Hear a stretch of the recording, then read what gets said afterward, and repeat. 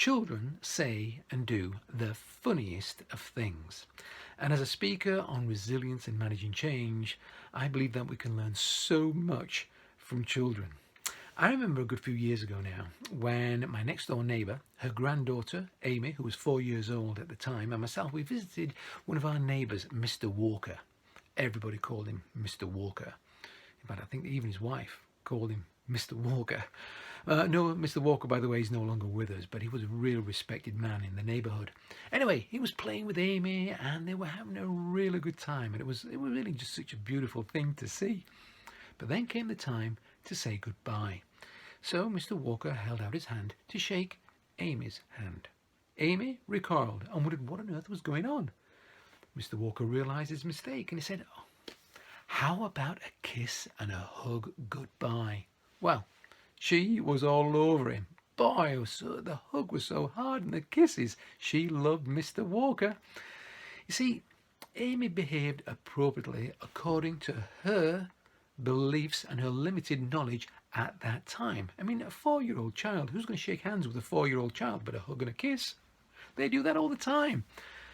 And that's exactly what we all do. We behave accordingly, according to our beliefs and our values and our limited knowledge. Think about this. A couple has an argument. He decides that he needs to deal with this head on. She decides to walk away from the situation and think about it. Why? Because he was taught that if there is a problem, you deal with it head on. She was taught that if there's a problem, then you back off. Why? Because you might say something in the heat of the moment that you might regret. Better to back off, think about it, and then deal with the situation. You see, we all deal with things according to our beliefs and our values and our limited knowledge. And it is limited knowledge. When we have an argument or if somebody annoys us, who's actually right? I think that when people annoy us, we should do our best to forgive them. In fact, don't do our best. We need to forgive them full stop. Because who is actually right? Are they right? Because we might be annoying them. But quite often if somebody is annoying us, it's just us that's feeling that irritation and that frustration.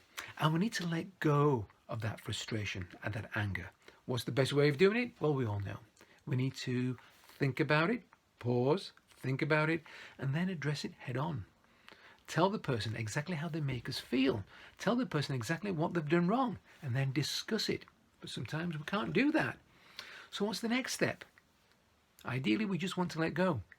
But that can be difficult to do sometimes. So I suggest that what we do is we pause and we give ourselves time. And that time might be 3 minutes, 5 minutes, half an hour, a day, however long we need, but we stick to that time. And I suggest it's no longer than a day. And we show our anger, we honor the feelings that we have, which might be frustration. So if we want to have that argument, that we have, how dare you do, I can't believe what you did, we honor that feeling, but only for that limited time period. And once that time period is over, we let go. But even then, sometimes it's difficult to let go. So what do we do then? Well, here's a technique that I've used, and I've only used it once because I've only ever needed to use it once. We write a letter. We write a letter to the person and we direct the letter to them. And in this letter, we vent our feelings. We tell them exactly what we feel. We write it as if they are going to receive this letter.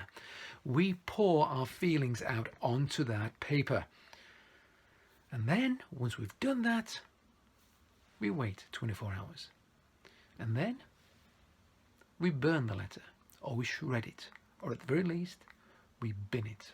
And I make you this promise. You'd be amazed at how good you feel once you've let those feelings out. You see, if we don't vent those feelings, if we don't honour those feelings, if we don't forgive the people that are annoying us, then the chances are that could lead to stress. And I mean bad stress. And not only bad stress, it could make us ill. So what we need to do is honour those feelings and let go. So until next time, stun the world. Be astonishing.